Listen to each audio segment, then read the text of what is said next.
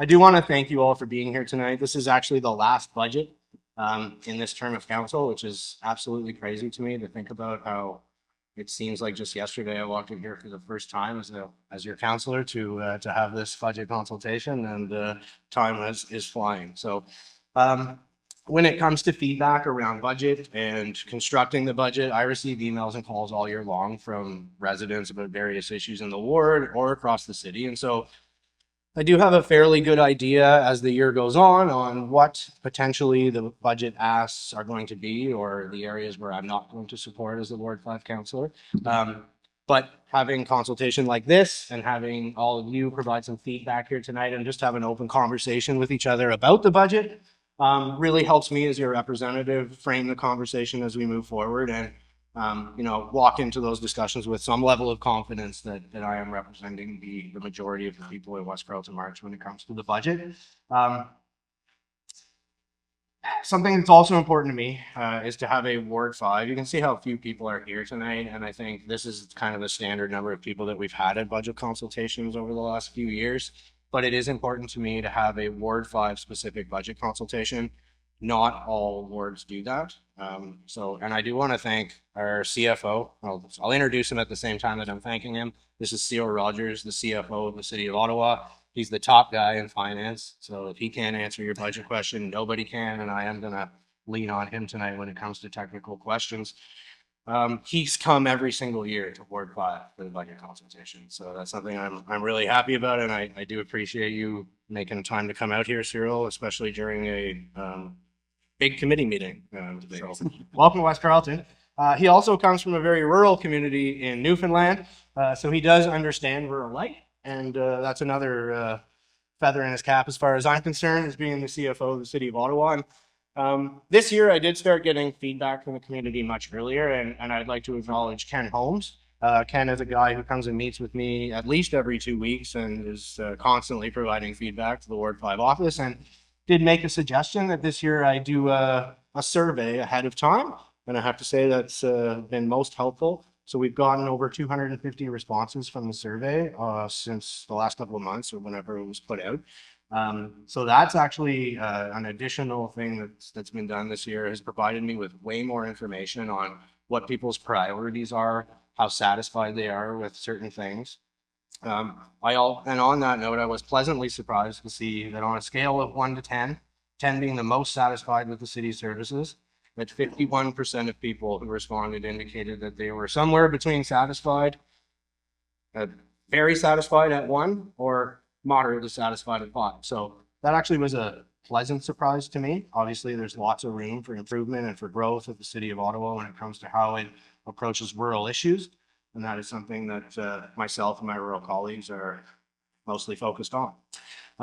When it comes to budget direction and tax increase, I was also not surprised to see that almost 40% of residents in Ward 5 are opposed to any tax increase at all. But a combined 54% of residents are supportive of an increase generally, or if it goes to a priority of Ward 5. And when it came to top priorities, the clear winner of the top priority was no surprise. I'm sure that you won't be surprised to hear that that is road resurfacing and maintenance, with 70% of respondents ranking that as their top priority, which was followed by paramedics, winter operations and snow clearing, ditch maintenance, recreation facilities, and police. This matches the things that I have been talking about and advocating thus far in the term. Many of you will have heard me speak about my family's experience with level 0. That's when there are no ambulances available in the City of Ottawa. And the fact that improving paramedic response times in rural Ottawa was one of the main motivations for me to put my name on the ballot. I am happy to be able to say that this is something I've been working on all term and have begun to see an improvement in response times in rural areas. Although it is a modest improvement in response times in terms of the timing, we do anticipate that the next annual report will show a greater improvement in that service delivery. And anecdotally, what I can tell you is that I've received 0 calls or emails that I can remember over the last year about paramedic response times in West Carleton. And I would say more often than not, I look out that window in the back, there is an ambulance sitting in that bay or a paramedic sitting. So we do have paramedics responding from West Carleton. Last year, council directed staff to hire an additional 23 full-time equivalents and another 23 through this budget. So that, along with the notable increase in road maintenance, will be key things that I'm looking for in this draft budget. When residents were asked about areas where they would like to see less funding, or at least not a priority, libraries, affordable housing, bylaw services, business growth, and economic development came in as the top non-priorities for West Carleton. The survey also came back with a ton of comments that my office is compiling and that I will be able to use as I move into the final conversation and debate on the 2026 budget. I want to thank the staff who are here tonight. My apologies to Katie from Business Support Services, here to take notes to make sure all of your feedback is recorded, and we are recording the meeting as well. And I want to sincerely thank all of you for taking the time to adding your voice to this conversation. It is extremely helpful for me in terms of how I present what Ward 5 wants in the 2026 budget. So I'll now pass it over to Mr. Rogers for a presentation on the budget, and that'll help set the stage and context for a question and answer and a conversation. Anybody have any questions about the evening before we keep going? Take it away, Cyril. So first off, thank you, Councillor. As the Councillor said, I am from a very small rural town, even more rural in some of these areas in Newfoundland. Lived in Ottawa for 25 years, in the city for 12, 13 years now. So mixed background experience, but I really enjoy working in the city. I really enjoy coming to these events. Usually this time of year, I do basically all these events, mostly if I can, schedule permitted. Last night I was in Osgood, weekend I was in Orleans, we're all coming next week. So we get a lot of value out of these because we actually hear from everybody across the city in terms of the uniqueness of every area. Everyone will say their ward is unique. And it's kind of true. There's uniqueness in every ward, and it is different across the ward. So it helps us kind of understand the challenges that we face. One of the key things I'll touch on as well is what we're here tonight is really to help understand how the budget comes together. We don't start the budget in September and wrap it up in December. The budget is a 365-day thing. I can tell you right now, I'm already looking at 27, 28, 29, 30. We have a multitude of long-range financial plans that span 10 to 30 years. We're one of the few municipalities that actually have the number of financial plans that we have. We have a rate long-range financial plan, we have a transit long-range financial plan, we have a housing, a solid waste, a tax, fleet, IT, the list goes on. So really, these are plans that we really focus on that helps feed into the budget. In addition to that, we also have, this term of council, we have a term of council priorities. And those are 4 main areas where this council wants to dedicate their priorities and their investments in. Obviously, how much money is ever enough? There's never enough money. That's the reality. As much as we want to increase taxes or don't want to increase taxes or print money, we're never going to have enough. So it's all about that balance in terms of affordability lens. So really tonight, you can go to the next book, but you're good there, Katie. So really it's about helping you understand how it comes together. And please stop me at any time to ask questions. Don't feel shy. The more questions I get, the better feedback we can take back and improve the process the next time around. At the municipal level, we're unique. So obviously you have a municipal government, provincial government, federal government, as you all know. We're the only level of government that are not allowed to budget for deficits. So as per the municipal legislation, we are required to have a balanced budget. And what that means is every year council needs to adopt a budget. And in that budget, everything that we say our expenses will be, every expenditure, we need to have an offsetting revenue source. So it's not like we can plug it with a big number or run a deficit. We're not allowed to do that. So that budget's going to be the starting point. If you go to the provincial and federal level, they're allowed, or they have the ability to run massive deficits. For me, for my profession, the municipality is the right approach. It ensures fiscal responsibility, fiscal prudence, and accountability. So make sure that we are being transparent in what we plan on spending. So it's a key difference that you'll see from provincial and federal budgets. Go to the next slide. Yep. Just call me Cyril. Yeah.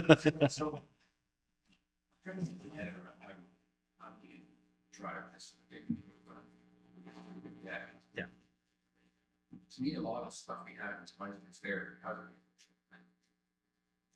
That's the guiding principle that has to be placed inside what they can see. Okay, we're going to move for updated vision plan.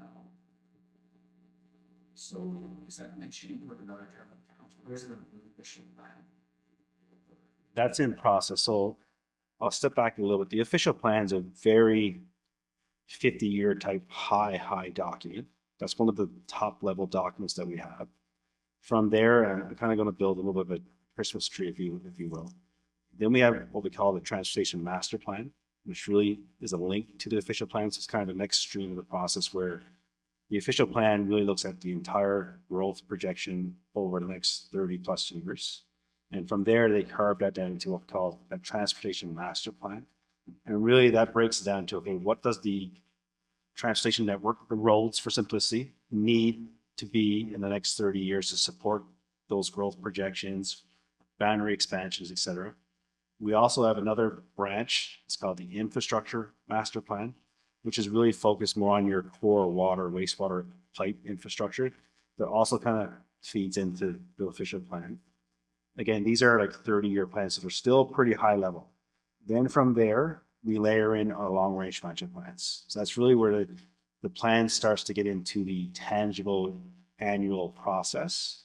So the long-range financial plan is guided by the Transportation Master Plan and the Infrastructure Master Plan, which is guided by the official plan. I don't want to lose you, but I'm kind of breaking you down. And then from there, then that there helps feed into the annual budget. So what we do, because we're required by legislation to have an approved budget, on long-range financial plans, we update every 4 to 5 years. The TMPs and the IMPs are typically more in a 10-year time frame. Then the OP is kind of in that 10 and 15-year time frame. So kind of builds it that way, and then you kind of link it in because those top plans, you know, that gets us to where we are today in terms of the existing roads that we have. So today we know that we got to serve if it snows tomorrow. Hopefully it doesn't snow until January. But if it does snow tomorrow, then we know that we got to plow all those roads. So that's the first kind of draw on our budget is city services. And even below the long range financial plans, there's a set of service standards. So most departments do have a set of service standards that councils approve. Councillor Kelly talked about level 0, paramedic. So they have a service standard that they follow. So that helps them derive, okay, the gap in terms of more paramedics. At the beginning of this term, coming out of the pandemic, the paramedic system was just strained with the COVID, the pandemic issues. A very aggressive plan this term of council. I think we had 28, 23 and 23 in terms of growth of paramedics. In addition to a lot of the work that our chief, Pierre, has done a great job working with the hospitals and working with the province in terms of being innovative and how we do things. A great example was 2 years ago when we were looking at this plan, we had basically a lineup at the hospitals. Paramedics just lined up. And I'll be frank, as I always am, Pierre came to me like, we need to have more paramedics. I'm like, well, why would I give you more paramedics to create a longer lineup at Ottawa Hospital? Because effectively, if you have 10 there now, if I give you another 10, it's going to be a 20 lineup. Because the issue is on the offload. So Pierre's worked with the hospital in the province where now we have a paramedic inside. And that paramedic can take, I think it's 4 patients at a time versus a nurse that needs to be going around. So now we offload and get back on board. It's a great question. Hopefully that kind of brings it together a little bit. I might add too, we're only about 3 years into the last official plan. So it was passed by the last council just before the last election, approved by the province in the late fall of 2022. Where I was going is the business strategy behind cities saying we're going to buy a little property. Really? Let's start like, wow, I see that guidance in the official one. So I think that's fundamentally flawed in the past. And yet there's no way to capture that. So that's an important point. And it might come together like now, but those are issues where that's when I say the budget is a 365-day thing. It really is. So really, you just identified a very good point that the core issue kind of links back to the official plans. That's where your feedback to your council is important. Unfortunately, the official plan was approved just before his term. So something you got to kind of put in your file. That is a great source of frustration for myself and other new councillors because we are up against policies that were passed during the last term of council that formulated the official plan. And so it every time you want to go against the official plan, it becomes a debate around the council table because you can't just do it. You have to direct staff through a motion at council to do that. As a delegate authority. Yeah. To, you know, leadership, so I cities, and they can have, based on, it's right. And then, Like that, it's doing the job. yeah, and the desire on the part of some councillors, including me, to change official plan policies because we don't like them. That's a long process to try and do that. And what I compare it to, and anyone who's paid attention to Canadian politics historically will understand the reference, but I compare it to opening up the Canadian Constitution. So one person wants to open it, let's say Quebec, and now all of a sudden you've got Alberta, BC, Ontario, who all want to make major changes to the Constitution. So that's what happens around the council table when one councillor decides they want to make an official plan amendment, and then everybody goes, why can't I do that? And then all of a sudden you don't have a plan that you're following as a city anymore. So it's a challenge. Yeah, go ahead. The 3175. So I'll park that. Let me get through a few more slides here, and then because you're gonna. He does explain. Yeah, we'll explain it a little bit. You had a question? Yeah. Running deficits, so you get running deficits. That's right. However, we can't take off debt, which the budget is the kind of various interest. Yes. And I'll get to that point as well. And if I don't, bring it back up. Yeah, that's how. Yeah. So kind of a nice kind of lead off here. So we do talk about our budget in terms of operating capital, and really our operating budget is $5 million budget for 2025. Those are core things that we need to run day-to-day operations, winter operations, snow clearing, obviously, garbage pickup, compensation for our staff. That's all core things. If you look at your personal budget at home, your utility bills, your grocery bill, operating.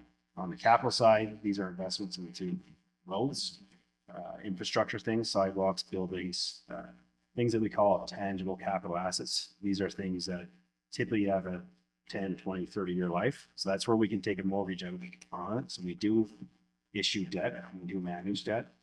I will say that at the municipal level, as per the Municipal Act of Ontario, municipalities are allowed to take up to 25% of debt of own source revenue. So what that means is if you make $100, you're allowed to take out $25 worth of debt.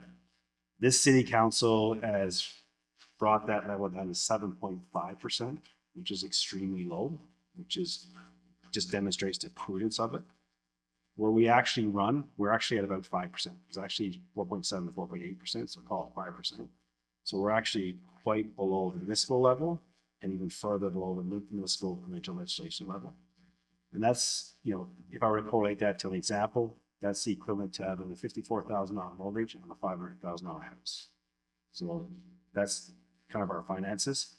We are reviewed on an annual basis by two major credit agencies that's out there, Moody's and S&P.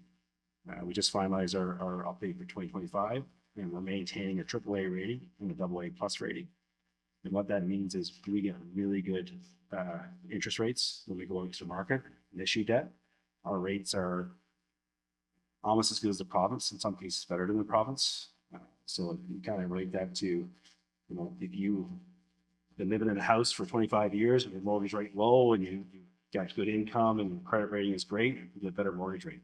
Whereas if you're starting out in school and you can't afford to buy a house, your mortgage rate is going to be a lot higher.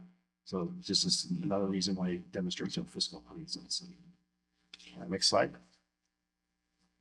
So we are a little bit unique when it comes to municipalities. A lot of municipalities have one property tax levy. At the City of Ottawa, we actually have three when it comes to property taxes. So you get two tax bills per year. You get your first one, the interim bill, in the March timeframe, and then you get the final bill in May timeframe. If you turn that final bill over, you'll see on the back a breakdown of all the services. And again, we do have a citywide levy, and that really supports citywide services such as winter operations, traffic, recreational facilities, fire, finance, IT, those types of services. The transit levy, that component, whatever dollar we collect from the transit levy component, it's got to go right back into transit.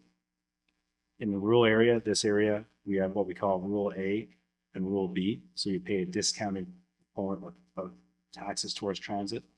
Certain parts, rule A, you get a reduced level of service, so your actual component of your transit levy is reduced. Rule B is where you're only paying for the paratransport component. That's where all of West Carleton is. Then the police levy, that's a levy across the board. Everyone pays the same amount. Everything that's collected there from the police levy got to go right into the police. And the reason why we have three different levies, it really goes back to amalgamation and pre-amalgamation. Back in the 90s, the police service is amalgamated. So that's kind of where the origin of a police levy started. Then, of course, before my time, late 90s, early 2000s, amalgamation. Then that's where the transit police were kind of separate. They amalgamated, the amalgamation of the different regions and the PN came together, and that's how it happened. You have a question? Yeah, so Sarah, but the comment, Yeah. Is that apply? Yes. So police is kind of the same across again. So your property tax bill is just two components. It's your assessed value of your house, which is set by impact. The Municipal Property Association Corporation, they tell the municipalities of Ontario the value of a house. So we have no process in that. So they tell us the value. Then it's the tax rate. So it's kind of a simple equation. From a police perspective, everybody pays the same. Transit, you pay reduced based on your service. On the citywide side, it's relatively consistent. Besides this area, we pay a reduced rate for fire, because you're still serviced by volunteer fires in certain parts. And I may, pardon? So we have different tax rates. So your assessed value, so the average assessed value in the city is 415,000. It's a number from 2016 because the province hasn't done a reassessment. Commercial properties has a higher rate than residential properties, so they do pay different rates based on assessed value. If you were to compare like for like, a house in a rural area, that value of a house, you move it into an urban area is worth much more from the assessment value because it goes on. If you look at a 2,500 square foot home in a rural area versus a 2,500 square foot home in urban, it would show a little bit of a difference there. Yeah. So that's the formula. That's how it works. So from a police perspective, you pay the same. So I'd like to take a moment to address that.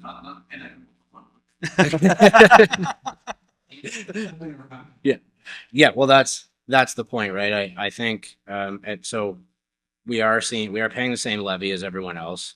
Over the last few years, no one's thinking that they're seeing the same level of service from the Ottawa Police that, suburban and urban wards get.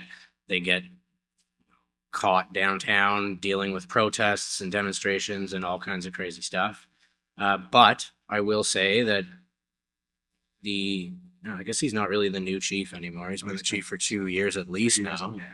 Chief Stubbs has done a good job in trying to understand the policing needs in rural Ottawa. He's been out here multiple times with me, and I know he's done the same thing in other rural wards. And as a result of the conversations we've been having as a group of rural councillors with the Ottawa Police, they have switched or are switching to what they call a district model of policing. So a year ago, all speeding enforcement in the entire city came out of the Leitrim detachment. So you can see how that quickly falls apart for this part of rural Ottawa because it takes 45 minutes to get from Leitrim to here. They're pulling people over all the way here. Their day might be half over by the time they get to West Carleton. So part of the increased police budget is so that they can finish that transition to a district model, which means, I don't think it means all police services out of every location, but certainly the outer lying areas of the city theoretically will be better served under the district model, which we were under about a decade ago, I think. We transitioned out of that for some reason over the last few years, and are now switching back to a district model because of the absence of police that we've seen in certain areas of the city. So hopefully it will have the desired result, and you won't have to call the police, but maybe you'll see one on your street. You go next slide, Katie. Yeah.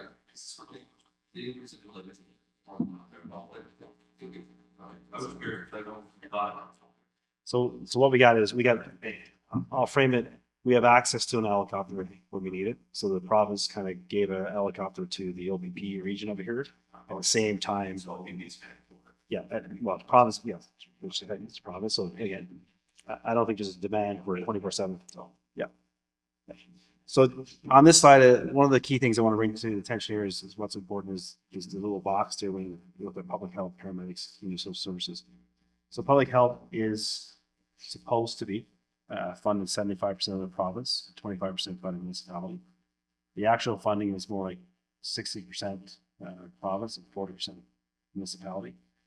Every year, the province basically comes out with their new funding model or new funding for the municipalities. Since I've been at the city, historically, they've been given a 1% increase to the base budget. As you can imagine, salaries alone, contract inflation is north of 2% on any given year. So the province continues to, I'll be frank, shortchange funding required for all public health. So the city has been stepping in terms of kind of filling that gap, so to make sure the service is still provided. There's a lot of advocacy going on with the province. They committed 2 years ago to revisit the model. Now they're telling us they'll delay it until next year. So it's kind of the triangle that we get in at the lowest level of government. It's easy to push things down and say, wait, that's the reality. Paramedics is 50-50. They do hold true on that component. And then on your social services, so your long-term care, housing, employment, social services type core services, if you will, they're pretty good there. Those models range from 75% to 80 to 90% funding from the province. Part of the challenge is the instability of counting on the funding to be consistent year over year. We're always at the mercy of,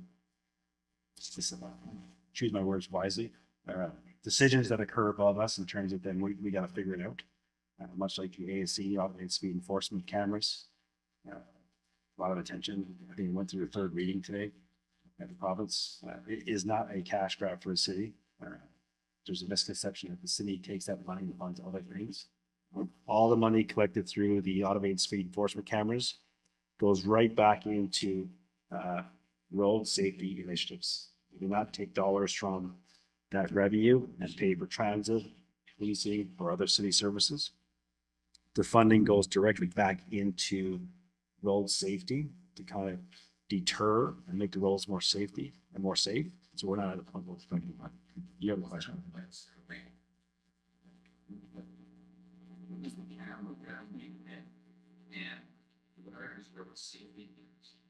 So, yeah. Sorry. Okay, yeah. So from infrastructure, these would be like your PXOs, your crosswalks, your signage, in some cases, not a lot of speed bumps, but really narrowing curves when it comes to speed zones. So from an official plan perspective, new subdivisions that are being built have more narrow roads. It's kind of, they're built to facilitate slowing traffic, whereas the older roads of the mature neighborhoods are a bit wider. So what we do is we go in the intersection and we kind of tighten them up a little bit. We either kind of do some infrastructure where we narrow the road and have bigger curves, or you put PXO speed signs or signals for crossing for pedestrians. That's about $25 million lost per year, roughly, that goes into the program. So it's a revenue shortfall that will be created for us.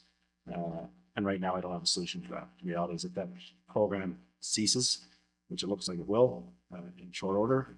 We have a gap that we got to come back and figure out in terms of how we're going to deal with that going forward. Next slide.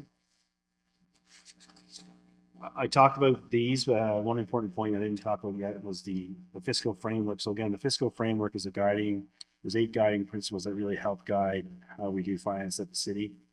And one of those is basically the transit fares. So the fiscal framework states that 55% of the costs of operating transit should be covered by the fare box. And what that means is all the revenue collected through ridership, 55% of that should be covering the cost of the entire system, and only 45% should be collected through the property tax levy. Actual fact, we're actually about 69% on the levy and only 31% on fares. Ridership is tanked coming out of the pandemic. It's been a very slow growth back to pre-pandemic levels. And because of the costs to run transit, the infrastructure costs, that has been shifted to the property tax base to kind of fill that burden. What's also important is the biggest driver there is the light rail system, the train system. And this is where, if you go to our, sister municipality down the 401 in Toronto, in the Toronto GTA, there's 5 light rail projects that are currently under construction and in progress. The province is paying 95 to 100% of the total capital costs. At the city, they're only paying about 24%. So there's an inequity from a provincial funding perspective. So the city right now is covering about 55% of the costs of building the light rail system. Whereas if you live in Toronto, as a resident in Toronto, you pay 0 towards the transit system that's being built in the GTA area. This is where the mayor and this council, supported by this council, is kind of fighting for our fairness campaign. This is part of it. The commitment through this provincial government coming out of the pre-election and after election this year, there's a commitment in the budget in the provinces, this new province's term to upload the light rail system. It's got to go through a due diligence process, and that process has started. That's a long process because it's very complex. So the good news is the commitment is there. Now we got to work through the process to make it happen, and hopefully we can make it. Does that mean, Cyril, let's say that, yeah, right, the operating costs. So right now I can't tell you definitively what it will look like. What I can tell you definitively what it looks like in Toronto is they built it and Toronto's running it. So it's almost like, you bought it, and I want to speak for you, if you have kids, you bought your kids a house, good for you. Now you got to operate. So in an ideal world, that's what I would strive for in terms of, you pay for the cost of construct it, but not me, but we own the accountability to operate it, function it, and make it happen. And you give us the money when we need to rehabilitate it and improve it. So we'll see that being trying to recover the debt. Yes. Exactly. 100%. So right now we did a briefing. We've done a number of briefings at council and committee on State of the Union, the finances. Transit is our biggest issue. There's between 120 million plus annual gap, largely driven by the capital costs. A lot of that is issued debt. So we want them to basically not only take over the mortgage, but pay me back for what I've already paid to keep us home. And maybe this is a good point to go into the 3.75%. So I talked about before 3 levies: citywide, police, transit. So the way that governance works at the city is each year the CFO is required to come forward to council with a directions report, and that establishes what the tax increase should be. And that tax increase for this year, approved in September, was overall 3.75. So because there's 3 different levels, 3 different levies, they're not proportionally the same. So the citywide levy is the biggest piece of the pie. And then the police and the transit is almost a third each. And then the residuals is on the city side. So the direction was no more than 3.75 over. So the 3 combined cannot exceed 3.75. Transit could be a range of 2.5, 8 to 8%. Police, I think, was 2.9 to 6.5%. So there's a little bit of a range, but overall, I got to make it work within 3.75. So in 2 weeks from today, it'll be tabled in terms of how I got there. That's all I'd say.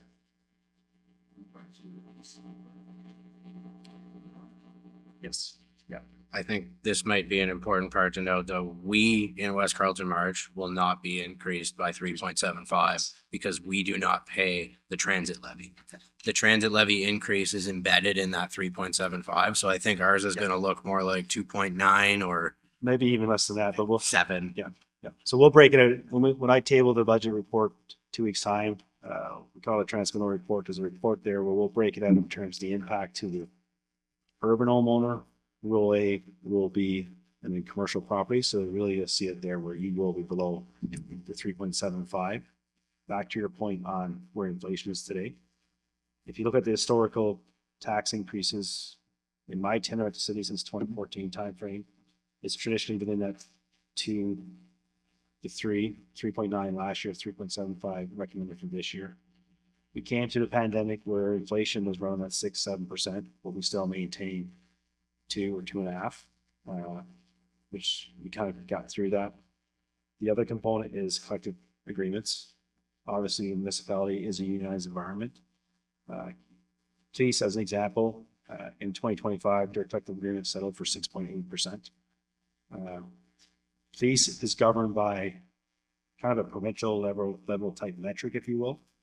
So the way the Ottawa Police Service's collective bargaining process works is really traditionally, they're always going to be third in the province in terms of comparators to other municipal police services. So Toronto and York being or I'm not sure if it's Toronto and York or Toronto and Peel, doesn't matter. So we're always typically third. So when you go into anyone that's ever been through collective bargaining or negotiations, it's an interesting process, it's a frustrating process. No one wins. But really for them, they're almost guaranteed to get whatever the third place places them at, that's what they're going to get. And that's what it is. Police services in 2025 at 6.8, then they get 3.5, 3, and 2, I think, or 2.5 in the other years. So they're being constrained with that big bump in budget for this year. Police budget is 83% compensation driven. As you can appreciate, it's a uniform service, so most of that is there. So there is, that challenge is there in terms of in 2025, for the first time in my tenure at the city, we have 14 collective agreements, and I think 10 or 12 were up for negotiation at the same time. So we came through the pandemic where we were in good position. A lot of other municipalities have negotiated throughout the pandemic and got higher rates. So now, of course, as we go through the process, it's a process. So that's a driver there. That's what that kind of what it comes down to. Transit being a bigger piece, obviously not impacting this ward, but transit in 2025 at 8%. So in 2025, transit at 8%, police at 2.9, city services at 2.9. Overall, it was 3.9. So that's kind of the math works. This year is down to 3.75.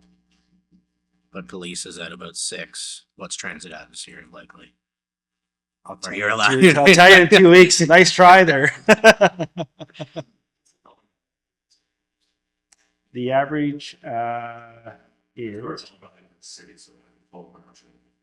overall 3.75 will generate about $81 million, roughly, plus or minus. I do like that question the other way too, though. Like, what is the average increase in a property tax value just in a dollar sense? From an urban home perspective, is about 130 and change.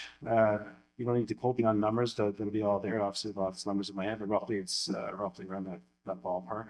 It will be less for this rural area because you pay less for the transit component. But we provide that detail in my table of budget.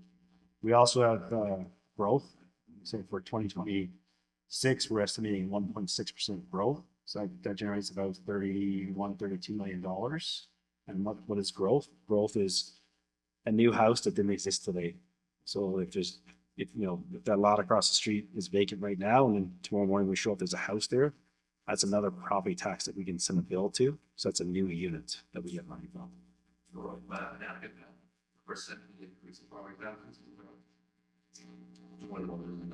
You're good. Yeah, you're good. Yeah. I think the exact number is like 22 and change. You're good. Yeah, you're exactly right. Yeah. Rates. You can go ahead. Next one, Katie.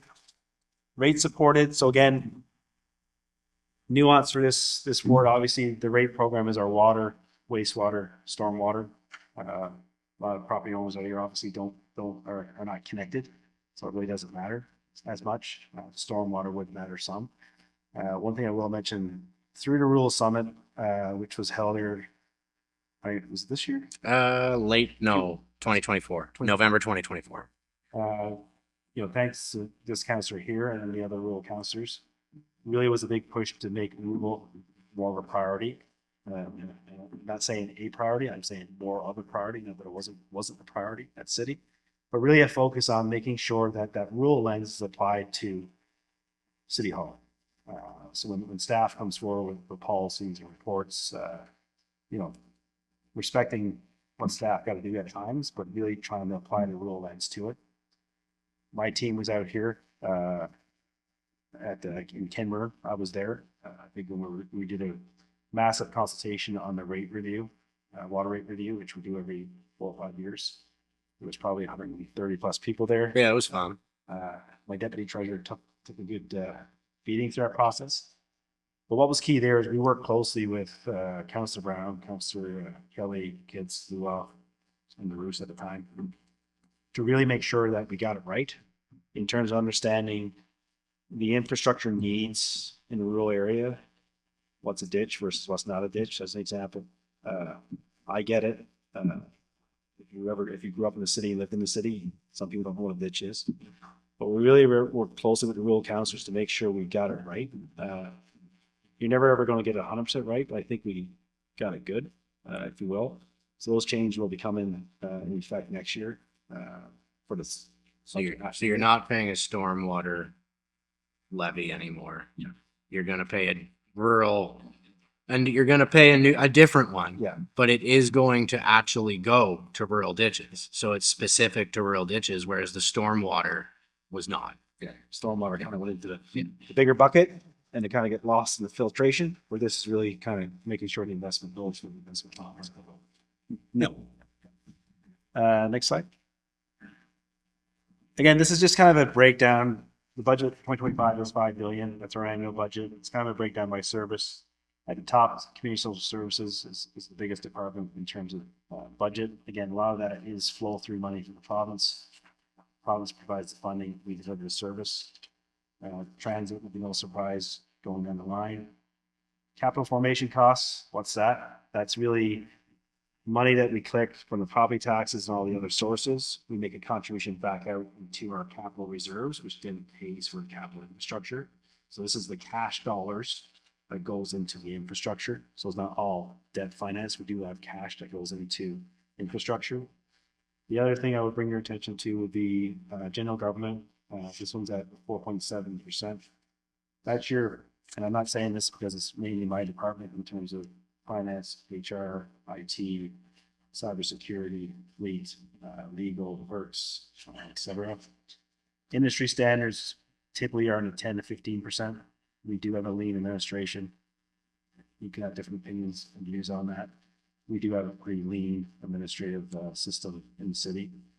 That's only one way of looking at it. There's many other ways you can look at it, but 1.7% is a total of the budget is pretty lean compared to other municipalities in the private sector. Next slide.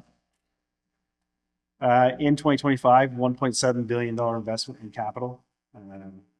Biggest runner there would be transit. No surprise. Obviously, we're going through massive construction in terms of stage 2. But also, obviously, lots of buses, transition, zero emission buses, big investments there. Rate system, again, that's a big capital intensive program. When we go down integrated roads, water and wastewater. So roads kind of falls into 2 buckets. It falls into the integrated roads bucket, but also falls into the transportation bucket. The integrated roads, wastewater, and water bucket is really those scenarios where if there's pipe under the road out there, that's what we call integrated. So if there's pipe infrastructure below grade or under the road that needs to be replaced as per the priority and the life of the asset, and there's a road that's still in pretty good shape, they try and do an assessment to make sure that if this asset is not at a failure point, maybe it can extend another year or 2. So we're not tearing up good infrastructure to replace okay infrastructure. Obviously, if the infrastructure below is in critical condition, it gets ripped up. But really, it's the integrated program where we dig up the service, destroy that asset, to fix the asset on the ground, but then we got to replace both. So that's the integrated program. Cyril, from areas. Yeah. Is that? We must have seriously. Yes. Next slide. So this is really another view of the 1.7 broken down by, we spin it in many different ways. What's important here is renewal. The majority of our investments is invested into renewing our existing infrastructure. So that's where our biggest focus is when it comes to the annual capital program. The growth, there is a policy where growth should pay for growth. So effectively, there's another document called the development charge background. It's a legislative study that we need to do. And really the purpose of that is really when a new subdivision goes in, so if a new subdivision goes across in the corner, whenever a builder takes out a permit, they pay a development charge fee. And the purpose of the development charge fee is to ensure it pays for the infrastructure required to service that growth. You're thinking, I ask the question. philosophy of the variance within all law is for our services.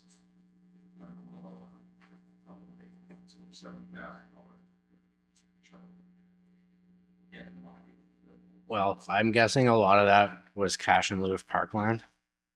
That can be up, I've seen it in Ward 5 up to like $60,000 for a single home that paid in for cash in lieu of parkland.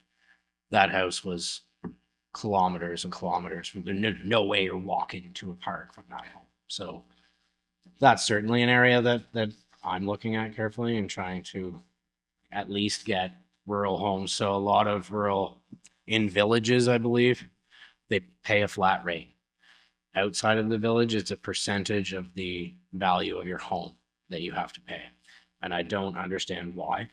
Don't accept that. And I'm trying to get it all down to at least a flat rate.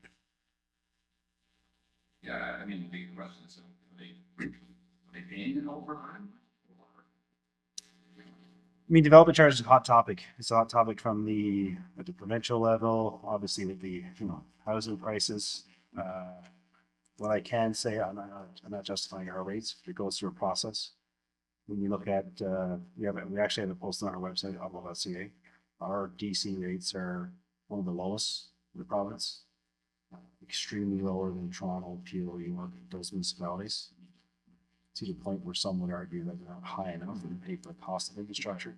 It's a big discussion point because there's a cylinder of, it's one piece of the pie. It's not the only piece of the pie, but when it comes to the cost of building a house, obviously that's a big piece of the pie, but then there's also the margins and profitability and et cetera, et cetera. Yeah. Part of that, here. Yes, I am. Yeah. Yes. Yeah. All, yeah. Meanwhile, the new developments on March Road, the city hasn't collected those DCs yet, and we have infrastructure. We got a 2-lane, 80-kilometer-an-hour road with disintegrating shoulders that's now serving thousands and thousands of extra residents, and so lowering DCs isn't going to help that. So we need to figure out a way to make sure our infrastructure keeps up while also keeping the costs. Next slide. Sorry. No. Go ahead. Yeah.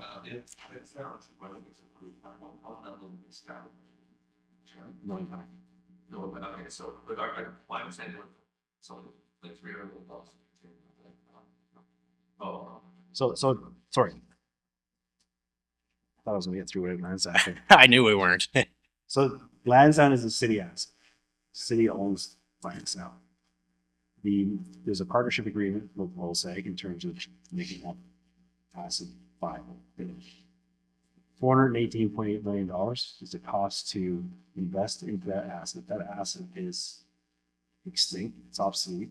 It's functioning not sustainable anymore. It's cost the city about $8 million to keep it going. By investing the $418.8 million, most of those revenue sources are generated from the site.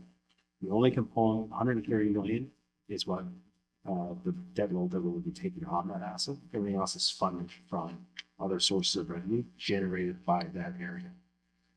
Property uplift, the MAT tax, doesn't mirror the different resources. We are not increasing taxes because of Lansdowne. We're putting back $1.3 million per year for the next 8-9 years. That will pay $17.4 million. That's the mortgage on a $418 million asset. Effectively, it's 31%. 70% is being 69% is being funded by other sources for city asset. That's anticipated if it passes through. Yeah, like 300 million of it only exists because the project exists. Yes. Yeah. It's generated, so like the air rights for the towers, the developers pay. 65 million. Yeah. That's all. 60. So it did change. I'm not saying it's better, but we've had a lot more on our same last week. The railroad was full. That was a big revenue. Worst case scenario, yes. You know, these are sorry, 40-year bet. I don't know what that is. it's a 40-year plan. I'm late to know. There's a lot of business for this Yeah. section. User fees. So again, this WAC does say that municipalities should charge fees for services that do not benefit everybody. Effectively, if you choose to do skating lessons, swimming lessons, ride the bus, those are what we call user fees. So as opposed to charging everybody for the cost of running a skating program or swimming program, you only pay if you use the service. There is a target to be full cost recovery. So the city is not allowed to make profit margins. The goal is to recover the cost of a service. This is not always true when you look at recreational programs. If we were to charge the full cost of skating lessons, swimming lessons to residents, there would be a lot of people that wouldn't be able to afford that. A lot of residents wouldn't be able to afford that. So there are a lot of programs that are subsidized by the tax base, specifically when it comes to, you know, lower income families, services that everyone should have access to. Next slide. So this is kind of the beautiful donut of where all the money comes from. So if you look at this side over here, property taxes, 44.5%. Payment in lieu of taxes, 3.7%. Payment in lieu of taxes is effectively a property tax. It is really. What that is we do not send the federal government a true tax bill. MPAC tells us what the assessed value of permanent hill is. We apply our tax rate to that. Then we send them over kind of a bill. It's almost the same as a tax bill, more or less. It's, you know, it's kind of a Granny Smith apple versus a, you know, 5-point apple. Still a tax bill. The uniqueness there is the federal departments have the ability to say, I don't agree with that. You know, here's $1 million hill bill, or permanent bill. We don't like that. We're only going to pay you $750. They do have the ability to do that. There is a dispute resolution process that we can go through, but you're negotiating with the feds to ultimately oversee this dispute. This is part of the fairness campaign that the mayor and this council advocates against in terms of that fairness, in terms of making sure that they pay their equivalent amount. So that's what PILT is. The important thing is 48% is property taxes. So there's still 52% of revenue sources to pay for all the expenses. So there's always a lot of attention on the property tax bill, rightfully so, but there are many other components that make up the revenue sources. One key component as well is in this term of council, so 2023, 24, and 25, not counting this budget, the final budget, we've had $207 million of savings taken out of the budget. So we found there's a service review framework that was established as term of council. The mayor, Councillor Curry, Slosky, I think is on that. Brown? Brown's on the agile. There's a lot. Really, the target is really looking at how we do things at the city and find savings. What is that? A good example is fleet. So fleet is part of my department. So I oversee the fleet, all the city vehicles at the city. And we've done a number of different things there. If you look at the big graders that you see grading the dirt roads or snow in the wintertime, they have about a 12, 14-year life. They cost about $750,000 plus or minus for a new one. We've actually partnered up with Brant, just not that far from here. What they do is they do a refurbishment. So we can take a 12-year-old grader, send it over to Brant in the shop. they'll refurbish that, and we're saving about $250,000 per grader. So as opposed to selling it for nickels, buying a new one, we're actually taking that, getting it refurbished, and saving 250. We're also looking at how we can cross-share vehicles. So different services in the city have different peaks and valleys of service. So we're trying to see where we can leverage different services to kind of share vehicles. Fuel. This was thanks to the federal government in terms of the carbon tax. So by removing the carbon tax this year, we're able to save about $10 million in fuel savings. We do edge our diesel. So in my team, I do have an investment team. So we have 22 fuel tanks across the city in our different yards. Where we talked about the diesel, we actually go to market and buy edge contracts, what we call them. So we actually lock in certain prices. So we actually get a way better price than you see at the pump for diesel. So it's able to even further save on fuel. So again, these are just examples. Investment income. So again, we have over $3 billion worth of investments at the city. I have a team that manages our investments.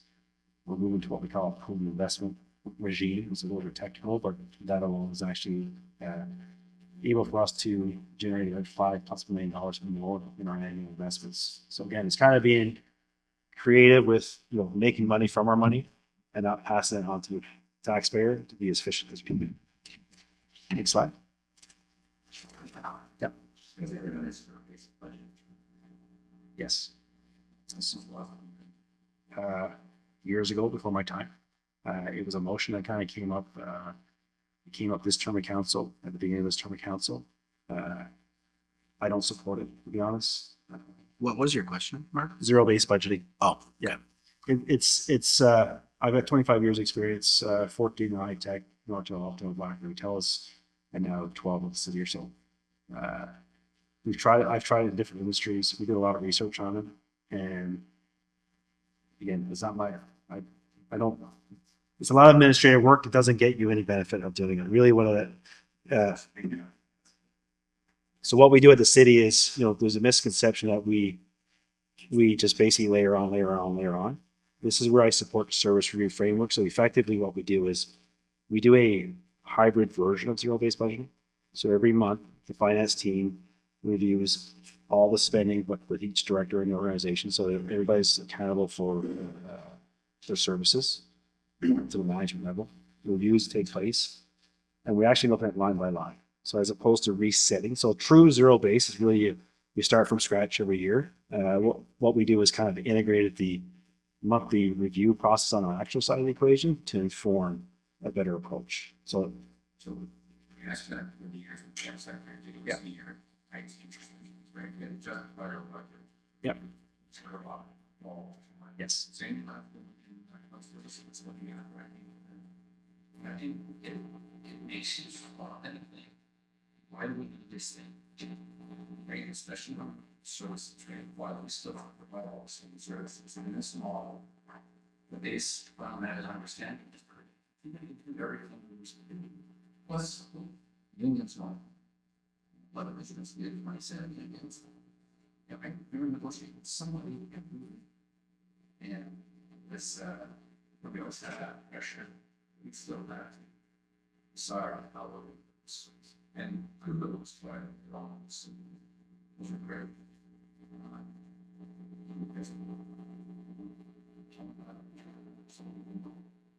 Hey, it's not always. So two things. I'll come. So back to your.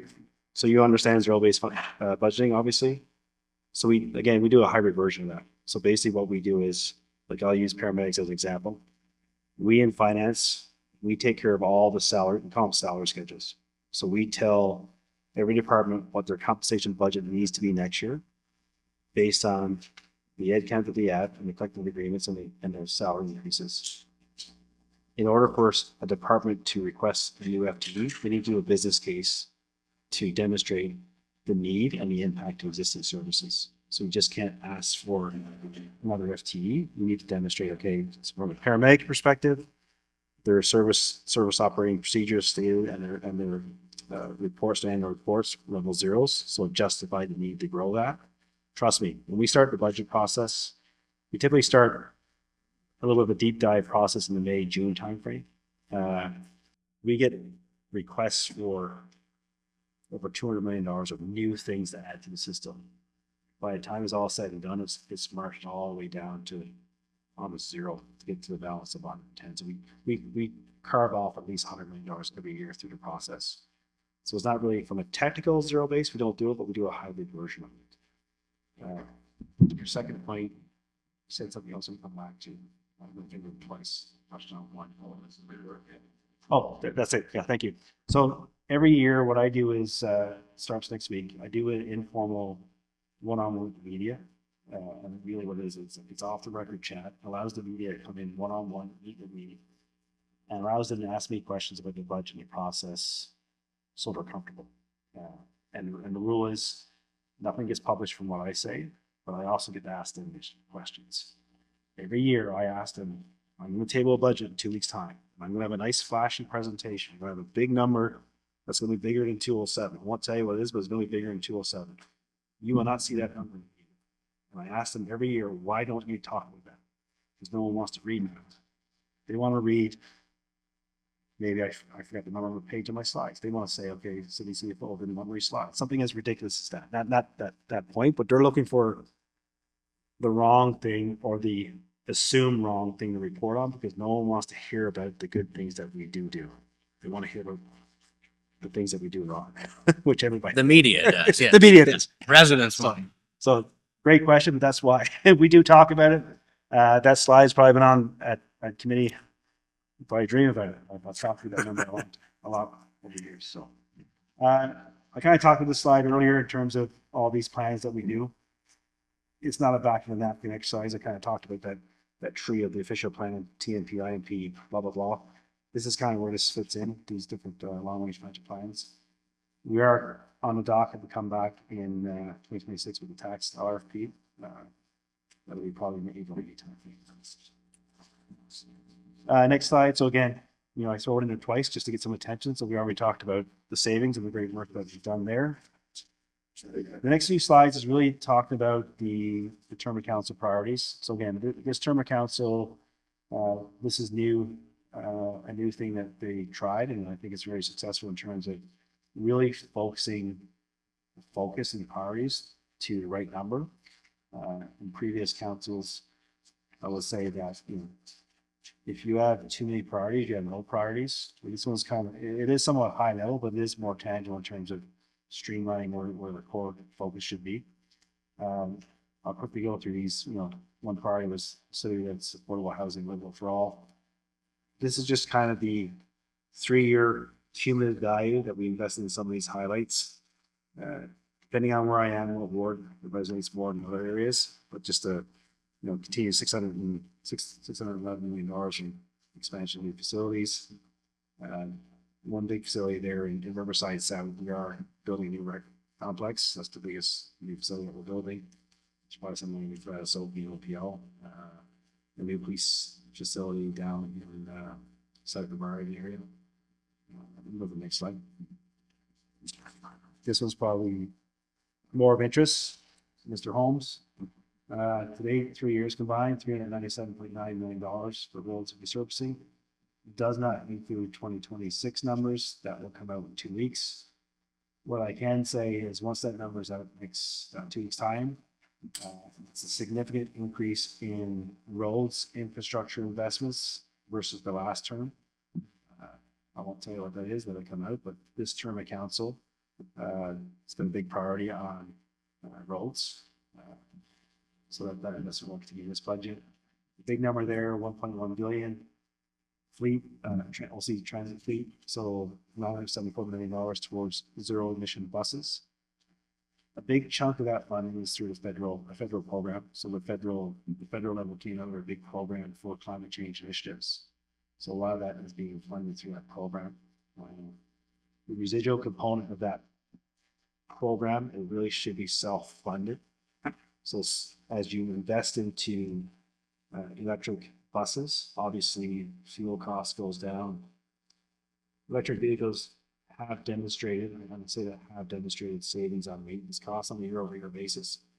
So the framework of that program really should be the savings from the operating of the bus helps pay back a low interest loan and the component that we do need to pay back.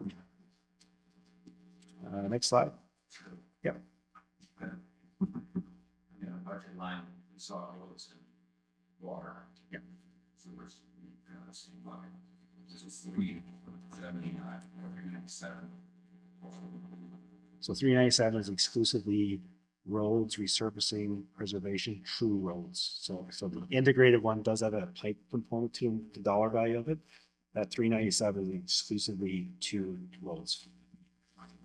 A city that is green and resilient. So again, the 974 you saw on the previous slide. Significant investments in road pipe. That's our waste facility at Easttown. Continued investments in trees, etc. Yes. It's a big priority for council. Next slide. Prosperous economy. Again, a lot of these investments are outside of this ward, more in the downtown core in terms of revitalizing downtown market. Different initiatives to bring more venues to the city.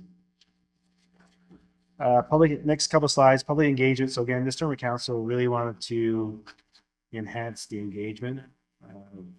Tonight was just one small venue of that. As the councillor said, budget is 365 days. Your best input is reaching out to him in his office. All of my emails live. Don't feel free to email me anytime at all. I don't email budgets, but just email me. You're going to respond. I do respond to all my emails. I don't have someone responding to my emails. I respond to all my emails. Cyril Rogers to all of us. Don't be afraid to email me. We try and publicize as much as we can. You may see it if you go over to the arena over there. You may see budget come across the screen. This time of year, obviously, City Hall is Lansdowne this week. Lansdowne next week. Then we're going to move into budget right after Christmas. But again, budget is 365 days a year. Usually councillor use the channels to get questions. Next slide.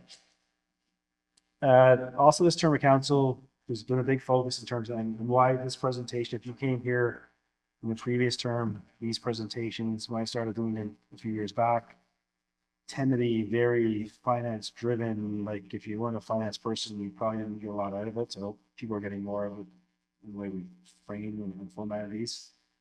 We have a number of new products. There's a product that we call a budget magazine. All these documents are online. They should be available in the councillor's office as well. Usually we print off a few extra copies of the magazine. The magazine's about 70 pages. It does a phenomenal job in terms of an overview of a multitude of metrics. So it gives the total lane kilometers of roads in our city. We are the largest geographical municipality in North America. Some of you might have heard me say it or seen it before. Toronto, Vancouver, Edmonton, Calgary, Montreal, their geographical boundaries could fit inside our boundary. Obviously, you guys are fully aware, you folks are fully aware of the challenge that brings. You have a large rural component versus a large downtown core, different needs, different requests. We also talk about four things. We talk about investments in our operations. We talk about all the city service in terms of key things. The actual budget itself is about 1,200 pages. We have one of the most detailed budget in the municipality. Not my opinion. That's people from Bloomberg, CBO, external groups that kind of measure municipalities and report on municipalities in terms of transparency and level of detail. And we've been told by external agencies that we have one of the most detailed budgets. It's good and bad. It just means a lot of work for us. But it is good because it's fully there. We've also moved it to a digital platform. So if you go to ottawa.ca, once we table 2 weeks time, there'll be an icon right there. The budget's right there. All the information in that 1,200 pages is accessible online. Click and drag, pivot, spin it, whatever you want to do with it. Keyword search. Keyword search on that one. I don't think on that tool. No, the keyword search in terms of search the by details. search the lawyer. Okay. If not, the actual book is there as well, which you can download and do a search on the PDF. Okay. We also have all of our data, what we call open data. So not only our budget, but our actual numbers, our actual results. It's all accessible. If you want to go in, download, install, play with it, it's all there. Nothing in 2026 will be published until 10, well, probably about 11 o'clock on November 12th. It's kind of a big secret. We're actually not filing. We're still working through the process, but we're getting. Yeah. And that's the presentation. I think I said I would come back to you, but I think I answered your question. You had something earlier tonight that I think I might have addressed. Okay.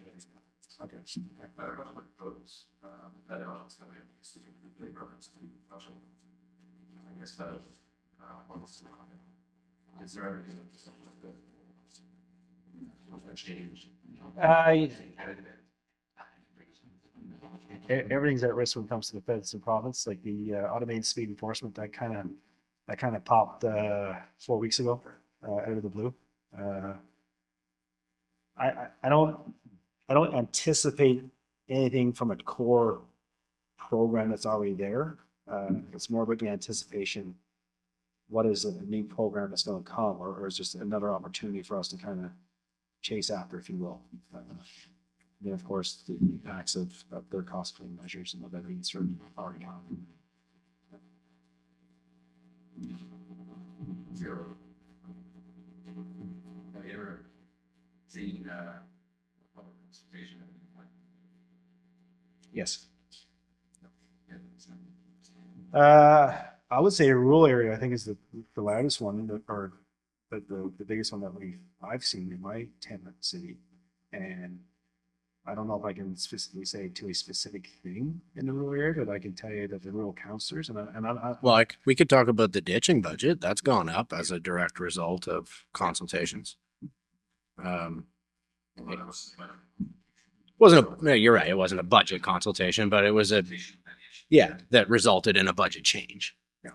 But again, like if I were to rewind back, if there's something that pops up tonight that may not be impact the actual budget, because the budget is kind of, we talk about the budget's kind of baked already. Well, the ingredients was given to me by the long range financial plans, the TMPs, all the policy decisions were pretty much given to me. There's a residual amount that hasn't been given to me. So now is how I mash it all together. Really, if I go back to the rate review, we heard leading up to the rate review prior year or the previous year before the rate review, that was a concern. So we knew that we had to look at things differently. I can use it that way. From a dollar perspective, I'm trying to think. I don't know off the top of my head. Okay, I think we talked about scared. Yeah. The erosion assumptions of law, then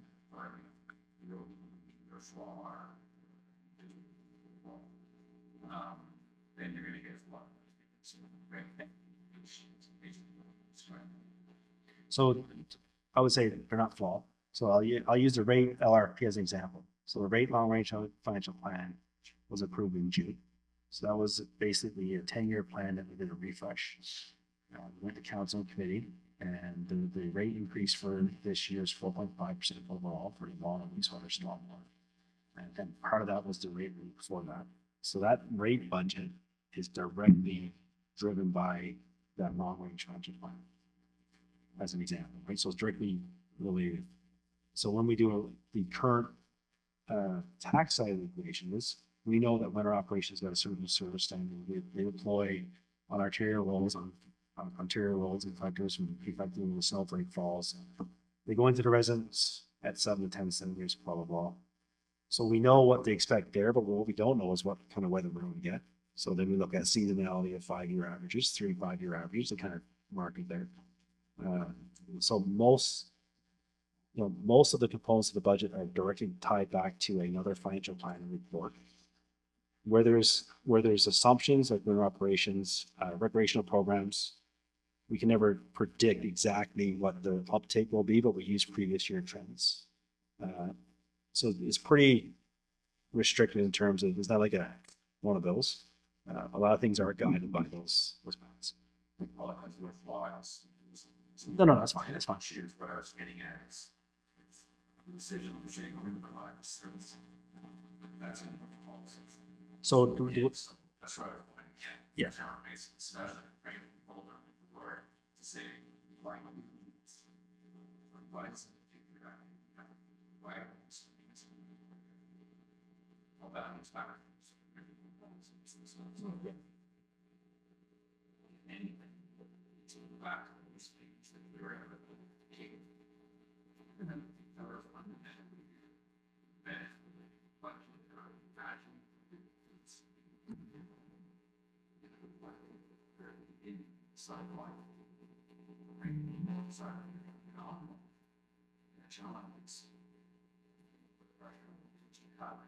Services, yeah. Services. And then, of course, Yep. It's, So there's two things. So in the budget, we're not allowed to introduce like a new fee. So new fees need to be established outside a separate report, outside of the budget. So that's kind of a policy type process. So if I wanted to introduce a new user fee as an example for a service that we provide or create a new service, that cannot be created in the budget. So that makes sure that, okay, it's guided by a separate report to committee and council. When we do, if you look at our budget details, any new service is identified in growth. So we call that out. So counselors and committees are fully aware if there is an enhancement to the service that we provide. It's called out so they can debate that on the floor. So we specifically state that. So I do get what you're saying, but just from a clarity perspective, there are components that is identified if that exists. Even from a winter operations perspective, if the general manager wanted to enhance the frequency of clearing, if you wanted to go in and clear residential streets at 5 centimeters, he needs to go to committee and council outside of budget to get their approval, then change that service standard, and then that will flow through the budget from a dollars perspective. kind of stuff you see on these arrows, you know, there's a streets that you can apply. Maybe there's some streets. So again, some city standard says, never saw.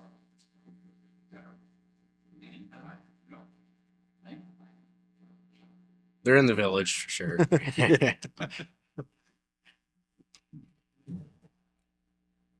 They're in the most suburban area of West Carleton. Yeah.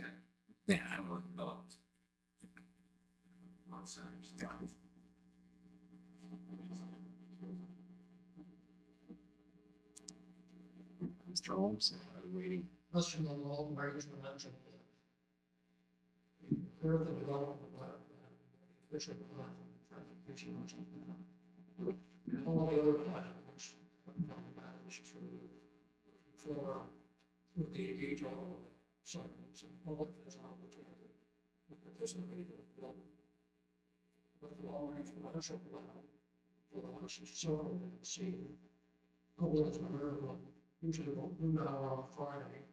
And it goes to technical on Tuesday. The opportunities are available for the public.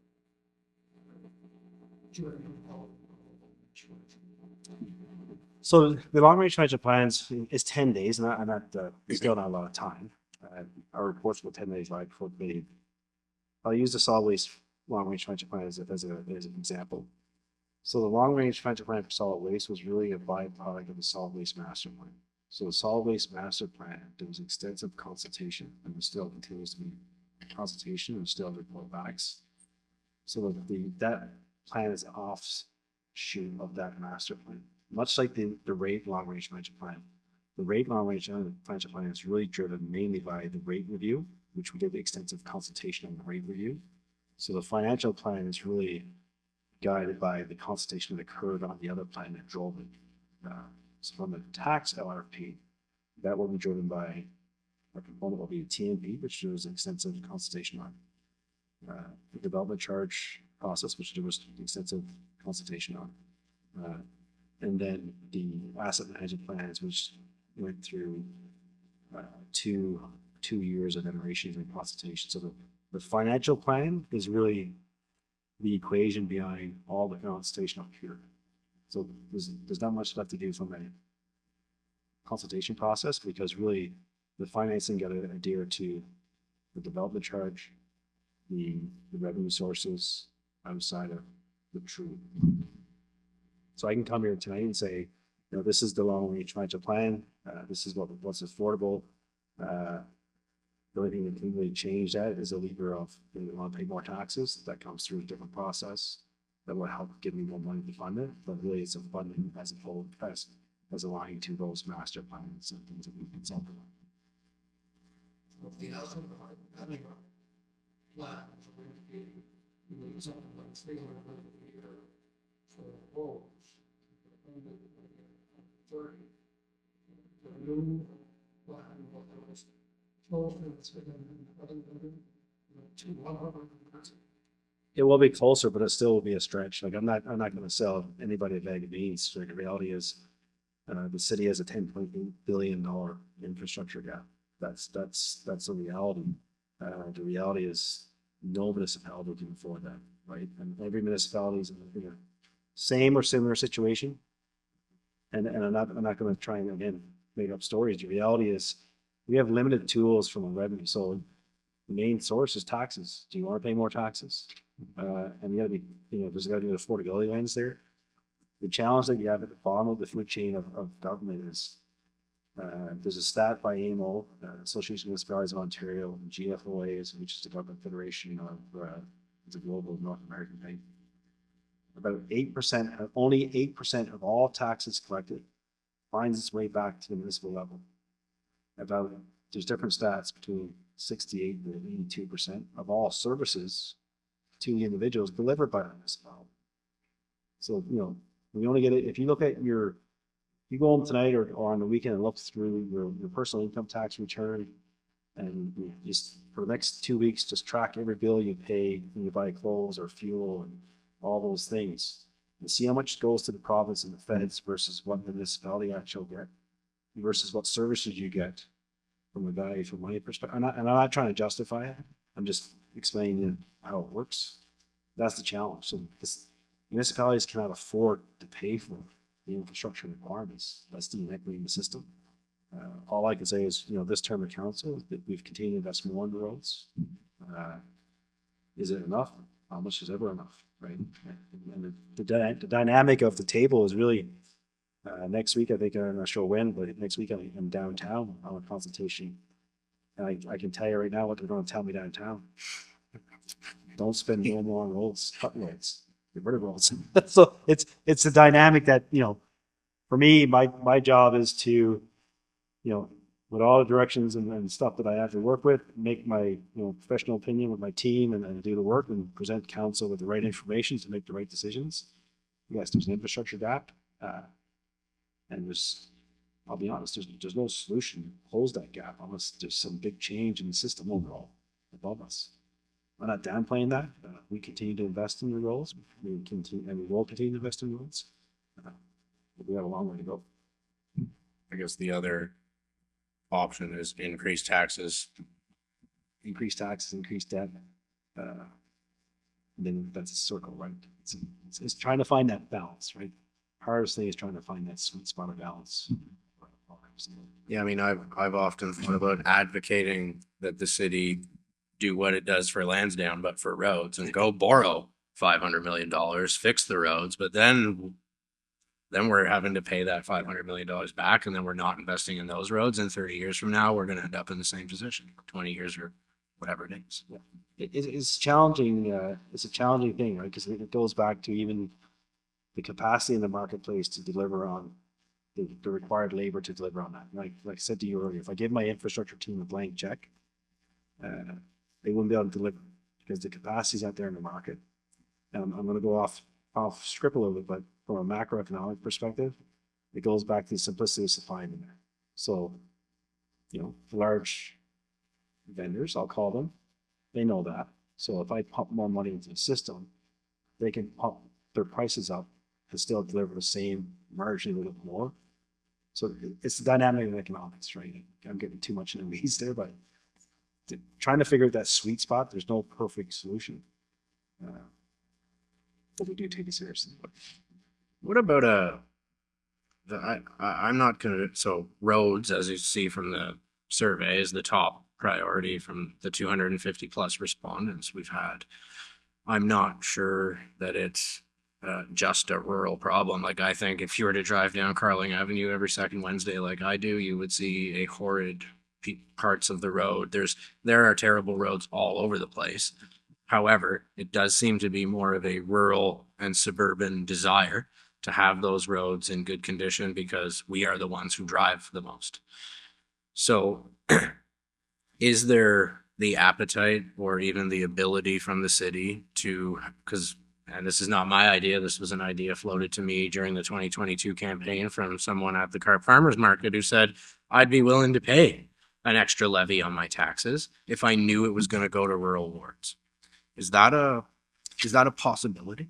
There is a tool. There's what we refer to as a special area levy. So it's in Canada, they use it for a mosquito spray.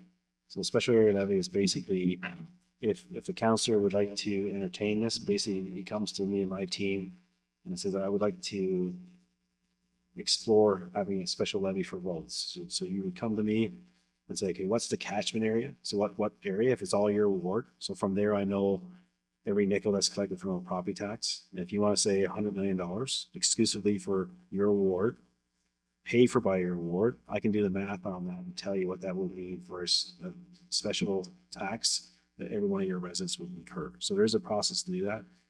We did it in Canada for mosquito spray. We did it at least in for Councillor Carr, Canterbury Rink. So there are vehicles to do that. It's just a process that we go, and then we can help you flow through the system if you will. And of course, getting buy-in for that would be a challenge as well, I imagine. Andy?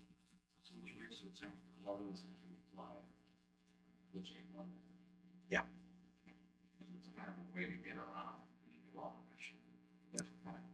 Yeah, I mean, it's an option for us if we want to entertain it as a community. But more broadly speaking, what?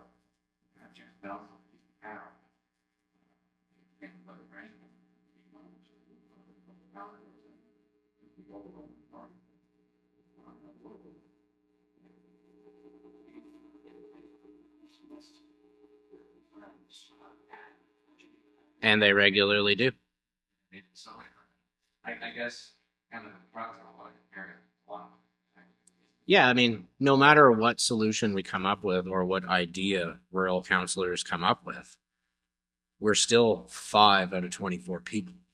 So that's where, you know, getting staff support and some of those conversations can take months or years to land in a particular sweet spot that works for staff that they can support. And then once that happens, the ability to get the rest of council support increases greatly by doing that. But again, that you might achieve one of those per term.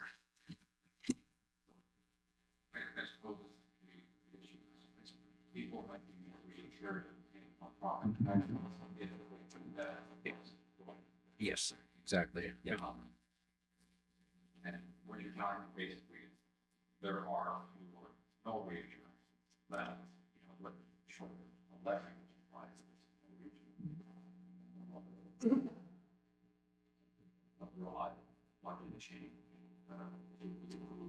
Well, I think there are challenges to that, but I do believe, so there's several counselors around the table, not from rural wards at all, who Ken probably knows who they are because they ask him questions when he delegates at the transportation committee about roads. And that's, you know, Councillor Johnson has concerns about it. Councillor Devine has concerns about it. So there are counselors outside of the rural area that, and like I said, I think rural residents see it as a rural issue.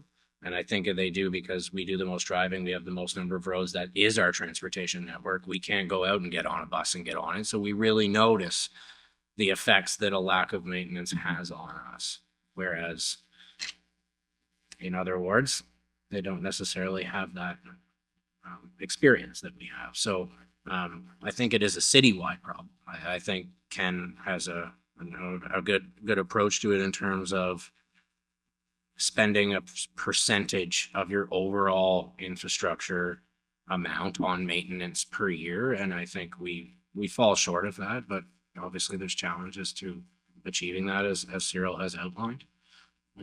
But I don't think it's a complete lost cause. I think there are councillors around the table who would entertain this conversation. But again, we can plan to have that conversation, and then 6 reports get dumped on us in 3 months, and then it's budget time, and then it's Lansdowne, and things pop up, right? So it's really, we can have plans and they get pushed aside real quick. Yeah, I had a couple of key points, and let me interrupt you with key points. In the last tax LRP, that's where the roads would go. The majority of the increased investments went to roads. I don't want to label it as unfortunately or whatever the case may be. The decision of that council was the focus was on arterial and collector roads. So, you know, in the previous terms, the investments were increased into roads infrastructure, but the decision was arterial collector roads. This term, there's been 2 or 3 big change of events, I'll call it. Number one, we negotiated the Ontario Ottawa deal, which was a $541 or so million deal with the city. Myself, city manager, and chief of staff, and along with the mayor's support, negotiated out the province. That was coming off the back end of Toronto getting the deal. So that was, you know, first in the history of the city where we got $500+ million, $1.5 billion. Part of that was $50 million for rural roads. So the urban area didn't get anything when it comes to roads. And that was just a negotiation process where, you know, we didn't get what we wanted. But I'm happy with what we got at the end of the day because we got a good chunk of change and the rural roads benefited from that. The rural summit, again, I've said it several times tonight. I think the outcomes there was a big step forward. Again, it may not be big enough for the rural residents, but I think it was a big step forward in terms of how the city is changing and having folks in the rural area. The rural area owns the majority of the lane kilometers of roads, right? So the reality is that the bulk of the road network is in the rural area. Yeah. I honestly, you could probably spend the entire roads budget in West Crompton. Yeah, easy. Or in Ward 21 or in Osgood. Levy, I'm just gonna say, that was support, because based on what's in numbers, did an 8,500. It's probably about $5,000. First, 11 grand first. We're 100 million. Yeah, so you can see how quickly that's gonna fall apart. And without all prices increasing, but I'm having this. I don't know what else. No, we don't need to spend $100 million every year in West Carleton. I think it's roughly 850K per kilometer is roughly the metric we use. Yeah. Sorry, I interrupted you there.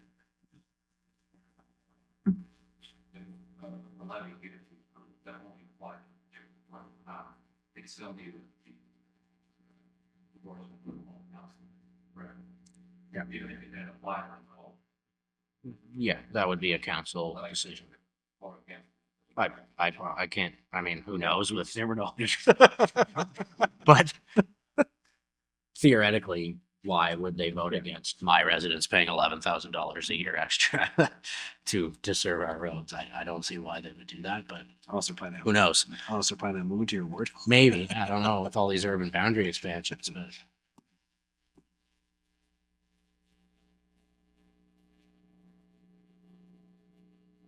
More questions, comments? Yeah, so I guess again, budget's tabled November 12th. Committee meeting. So what happens is the budget itself is broken into committees. So we have 9 or 10 committees, I guess, at the city. So our budget vote is broken down by each respective committee. First committee is November 18th, Environment Committee. So what happens is we break all that detail down and it rolls up to a big number that's kind of parsed out. That section goes to the Environment Committee. We can come and delegate on those components in there. That committee then either supports it or tries to make changes to it, the rules around that. Then they ultimately approve it or recommend it to council.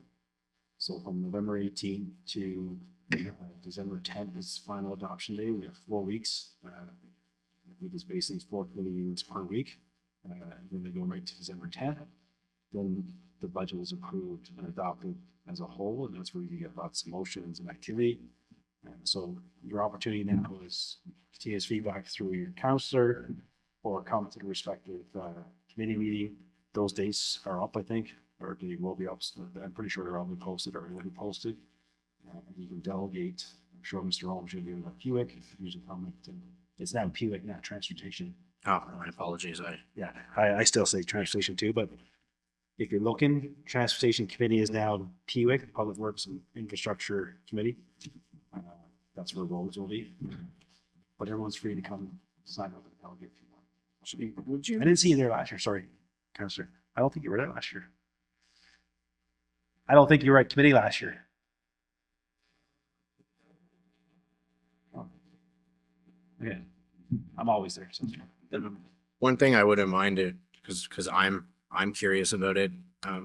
Because there are people around the table who I'm not one of the councillors who has ever voted against a budget. I might not like particular parts of it, or I might like to see more here or less there. I advocate for what I'd like to see through meetings with Cyril, through the city manager and the mayor, and through consultations and committee meetings, and then at the final table. So one thing that I've seen from a few of my colleagues is that they don't like how much we're spending on police, so they vote against the budget. But if we all did that, because we didn't like a few pieces of it, we wouldn't have a budget. So I was wondering, Cyril, if you could explain what would occur if 12 of us voted against the budget. You would need more than 12, right? So you would need 15. What would happen if 15 of us voted against the budget? So effectively, it's the mayor's budget. So the Mayor's Strong Power Legislation Act, whatever you want to call that, it's really the mayor's budget. He has the ability to override that. There's a process where if that occurs, I think it's, don't quote me on days, but there might be like a 10 or 30 day cycle where you kind of go away and recess and try and figure it out for simplicity. And then it kind of comes back, but ultimately the mayor can veto that. Is open public remarks, that's not something he chooses to use and leverage. So really it comes down to that. Specifically on Ottawa Police budget, the way that works. So I was CFO of Ottawa Police in 2020 and 2021 at the city level with Ottawa Police, and I came back. You have a different governance, even though it's part of a big city, they have a different governance structure. So the Ottawa Police Service board is effectively responsible for the Ottawa Police Service's budget. Council recommends the increase to the board. The board can choose not to do that. The police service can table a budget outside of direction. If council doesn't accept that, ultimately it goes up to the provincial authority and they decide what's the right number to use. That has not occurred. That will be a very disruptive process to follow. So we all try and work together in terms of making things work, and I work real closely with the police service to figure out the funding needs. There's obviously a lot of attention on the tax percent, but I work with them ensuring they have the funding required to deliver the services that they need to deliver, but that's how the system would work.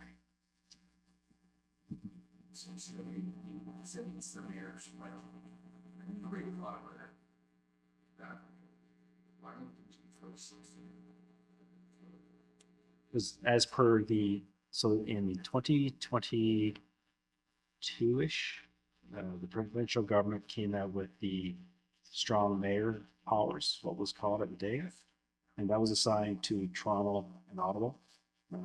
Since then, I don't know if every municipality, the other 442 municipalities have it or not, but I think so. So effectively, the province legislated that, the mayor of Toronto's and the city of Ottawa at the time had the authority to make unilateral decisions. I'm oversimplifying it, but effectively, if you really peel the onion down, that's effectively what it means. If you look at the Mayor Chow in Toronto, she pretty much uses that, where she can, table, they go through a very condensed consultation type debate process. And ultimately pushed it through, if you will, for lack of better words. So that's what that means. So it is, through definition and legislation, it is the mayor's budget. he decides ultimately. But again, it's a democratic process for us. Councillors obviously have input, support of us.